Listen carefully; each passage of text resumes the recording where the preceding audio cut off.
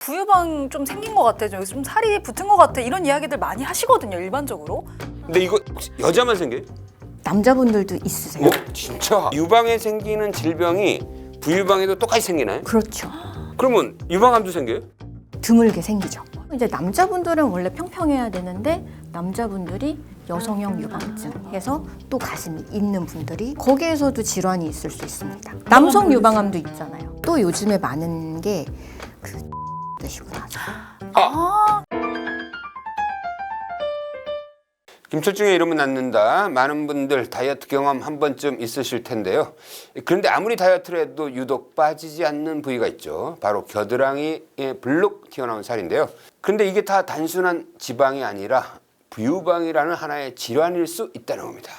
유방이 여러 개 있는 질환, 부유방에 대해서 알아보도록 하겠습니다. 네, 오늘은 담소유 외과병원의 이지연 원장님과 함께하겠습니다. 어서 오세요. 예, 어서 오세요. 근데 이 담소유 병원이 우리나라에서 부유방 수술을 제일 많이 했어요. 몇 건이나 하셨죠? 저희 병원 전체는 5,000건 이상 5,000 했고요. 건? 와. 그리고 저는 이제 1,200건 했습니다. 1,200원. 그 인터넷 보면은 뭐 부유방 가리는 속옷 뭐 이런 것도 있대. 맞아요. 그만큼 정말 많은 여성분들이 고민하는 또 분야가 아닐까 싶은데, 사실 나 부유방 좀 생긴 것 같아, 좀 살이 붙은 것 같아, 이런 이야기들 많이 하시거든요, 일반적으로. 근데 그렇게 말을 할 때 쓰는 그 부유방과 질환으로 또 분류되는 부유방에 어떤 차이가 있다라는 거잖아요. 그러니까 단순히 살이 찐 거를 부유방이라고 하지는 않고요. 유선이 가슴 이외의 부분, 겨드랑이 쪽에 있거나 팔 위쪽에 있는 경우들도 있고요. 심지어는 복부 쪽에 있는 경우들도 있습니다. 근데 이거 혹시 여자만 생겨요? 남자분들도 있으세요? 진짜? 남자분들은 보통은 원래는 가슴 한 쌍도 그냥 유두만 있어야 되잖아요. 네. 근데 거기에 이제 유방처럼 있는 분들도 있고 거기에다가 또 부유방도 또 있는 경우들도 있고. 그러니까 부유방에 이제 그 유륜도 있고. 근데 유륜 있는 경우는 굉장히 드물고요. 유두가 있는 경우가 있는데 이게 그냥 쥐젖처럼 아주 조그맣게 있다가 임신하면 색깔도 진해지고 유륜이 생기는 경우도 그럼 있고. 모든 부유방에는 유두가 있어요. 그런 건 아니에요. 그러니까 유선주지 있어야 부유방이라고 한다고 그랬잖아요. 그러면 그거를 초음파로 확인하나요? 초음파로 확인을 하고 그리고 생리주기마다 아픈 분들이 보통 여자분들 보면 생리하기 전에 가슴이 조금 부풀고 아프잖아요. 근데 그게 겨드랑이도 같이 오는 거죠. 통증이. 그럼 일단 만져는 지겠네요. 그렇죠. 이렇게 만지면 그냥 이렇게 지방 만지는 거 말고 그 안에 뭔가 멍울 같은 게 만져져요. 그리고 심한 경우에는 배란기 때도 아플 수가 있고 그리고 유선 있는데 근처로 땀 분비가 많아요. 그래서 유독 겨드랑이가 자주 젖는다든지 땀이 많이 난다든지 그리고 그쪽 부유도 있죠. 그게 유두라고 생각을 안 하시는 분들도 굉장히 많으세요.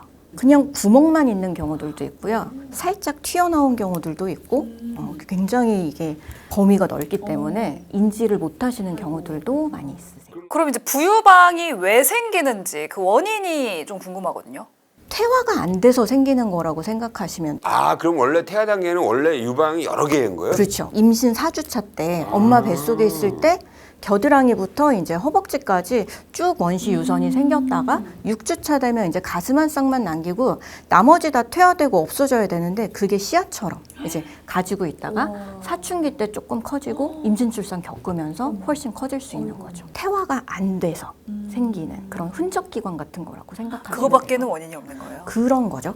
근데 없던 분이 생기기도 하잖아요. 그렇죠. 그거는 이제 없다가 생긴다기보다는 원래는 굉장히 작게 흔적만 있다가 뭐 사춘기 때 좀 커지고 또 살찌면 지방이 같이 끼어들기 때문에 부피가 더 커질 수 있어요. 근데 또 한 번 커지는 계기가 여성분들은 임신하게 되면 임신, 출산, 수유 겪으면서 훨씬 더 심해지고 이게 수유하면서 부유도 있는 경우에는 그쪽으로 유주 분비되는 경우들도 있어요. 근데 이게 만약에 잘만 가린 거나 뭐 나 자기 신경 안 쓴다 이러면은 그냥 가만히 냅둬도 되는 거 아닌가요? 그래서 불편하시면 수술을 하시는 거를 권하고요. 그리고 이제 간혹 가다가 오인하시는 분들도 있어요. 유방암인데 유방암이 이제 겨드랑이 쪽으로 임파선 전이가 돼서 튀어나오는 건데 이게 부유방이겠지 하고 그냥 넘어가시는 이거 분들도 굉장히 있는 거죠. 중요하다. 이거 굉장히 중요해. 그래서 한번 병원에 오셔서 검사를 한번 받아보시는 게 좋습니다. 그 팔뚝 지방 흡입 굉장히 많이 하시잖아요. 그때 부유방까지 같이 제거하시는 분들이 많더라고요. 그 겨드랑이 쪽에 있는 지방을 흡입하는 거지 유선을 제거하시는 거는 아니세요. 그래서 진짜 부유방이 고민이 되시는 분들은 지방 흡입 가지고는 이제 해결이 안 된다고 생각하시면. 부유방에 다른 질병이 생기는 경우는 없나요? 그러니까 유방에 생기는 질병이 부유방에도 똑같이 생기나요? 그렇죠. 그러면 유방암도 생겨요? 드물게 생기죠.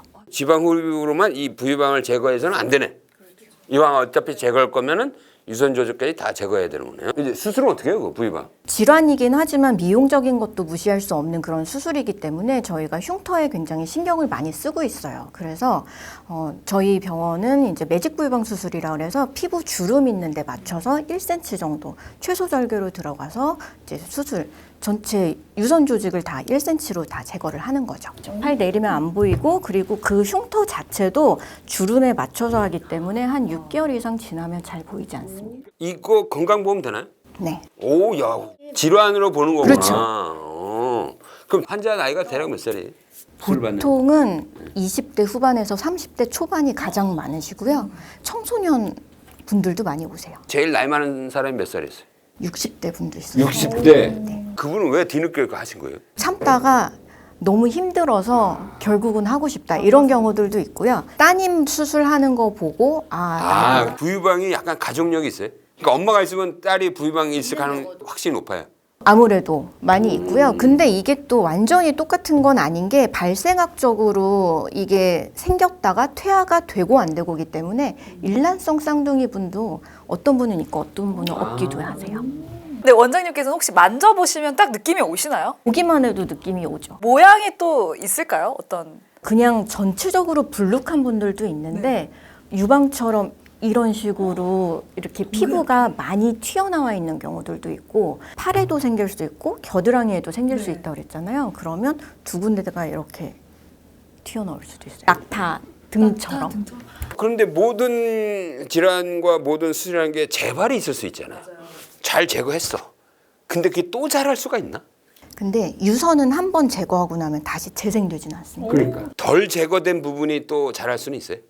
그럴 수도 있는데 저희는 일단은 다 제거하는 거를 원칙으로 하고요. 사후에 좀 관리할 때 신경 써야 될 부분이나 이런 것들도 있을까요? 이게 이제 유선을 제거하고 나면 그 자리가 이제 빈 공간이 생기는 거잖아요. 그러면 빈 공간이 이제 붓는 시간이 걸리는데 그래서 초반에는 많이 움직이게 되면 장액종이 차서 물이 계속 차는 경우들이 있어요. 그래서 초반에는 이게 붓도록 덜 움직이시는 게 좋고 이제 유착이 생겨서 단단해지면 원래보다 더 딱딱하게 굳는 시기가 오거든요. 그러면 그때는 이제 스트레칭하거나 마사지해서 풀어주시는 게 도움이 됩니다. 근데 이 부유방 외에도 유선이 발생하면서 나타나는 증상이 또 있다고 하죠? 이게 여성분들한테는 원래 가슴이 있고 이게 두 번째 가슴 해서 부유방이 있는 거고 이제 남자분들은 원래 평평해야 되는데 남자분들이 여성형 유방증 해서 또 가슴이 있는 분들이 줄여서 여유증이라고 얘기하고 있어요. 볼륨감이 어느 정도 돼야 여유증이라고 할 수 있는 건지. 아까 그 부유방이랑 동일하다고 보시면 돼요. 그냥 살이 쪘다고 해서 여유증인 건 아니고요.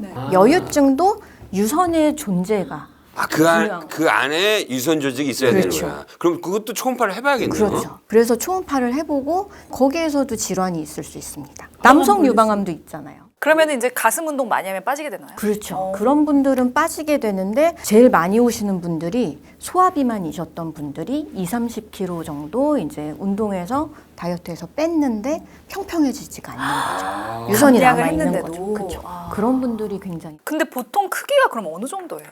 천차만별인데요.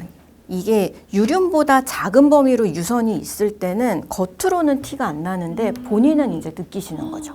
그리고 이게 조그맣더라도 증식하고 있으면 또 통증을 유발하기도 하세요. 그래서 불편하셔서 오시는 분들도 있고 피부가 늘어나 있는 분들, 심지어는 유방 하수까지 너무 커져서 피부가 이제 늘어나서 처지는 경우들도 있습니다. 그러면 이게 자기가 만져보면 조금 다른가요? 유선 조직이 조금 느껴져요? 그 안에 그 부유방처럼 멍울이 만져지는 거죠. 단단한 부분이 그냥 지방 덩어리. 근데 이건 왜 생기는 거예요?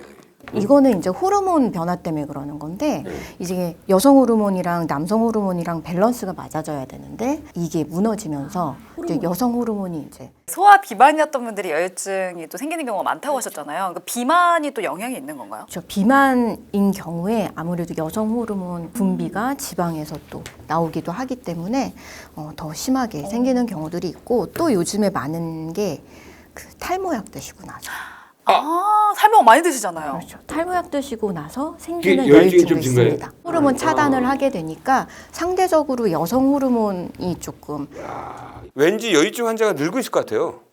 네. 실제로 통계로도 2018년 비해서 2022년도 환자가 59.1%가 늘었다고 합니다.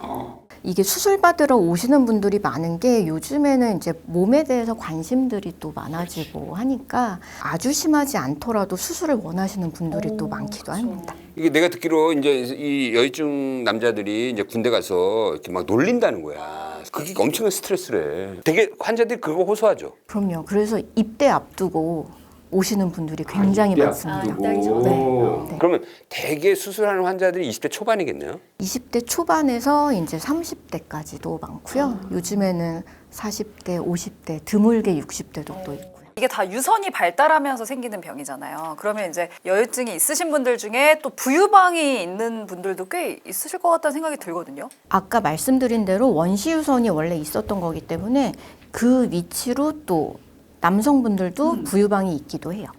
그러면 한 번에 그렇죠. 수술을 하는 게 좋을까요? 같이 수술하시는 게 만족도에서 훨씬 더 좋죠. 부유방을 지방 흡입으로 해서는 다 제거할 수 없다라고 했잖아요. 이 여유증도 그 안에는 유선 조직이 있다는 거 아니에요? 그러면 수술은 어떻게 해요, 그러면? 이것도 아까 그 부유방이랑 개념이 똑같다고 보시면 되세요. 그래서 필요 없는 유선을 다 제거하는데 안전하게. 여유증 같은 경우에는 그 밑에 뭐 혈관이나 신경이나 이런 건 없지만 근육이 있기 때문에 근육 위에 지방층이 있고 유선이 이렇게 있는 거거든요. 그래서 지방흡입을 먼저 해서 근육이랑 유선을 분리하고 그 다음에 이제 유선을 떼게 되는 거죠. 그것도 최소절개로 들어가고 있습니다. 센터에 유선이 있기 때문에 유륜 부분으로 절개 들어가서 유륜 따라서 이렇게 좀 그렇죠. 절개해서 그대로 꼬매주면은 그냥 유륜 선만 남아 있는 거죠. 어쨌든 유선이 제거가 되면은 효과는 영구적이다 이렇게 볼 수가 있겠네요. 그 부유방 수술하고 이 여유증 수술하고 보통 시간은 어느 정도 걸려요?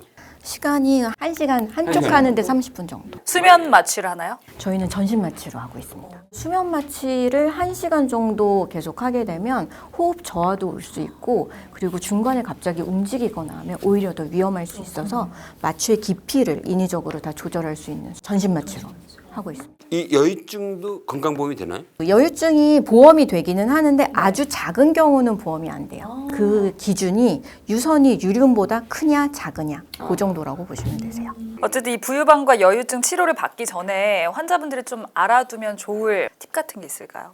여기 괄사 마사지를 한다든지 이렇게 하시는 분들이 많이들 있으신데요.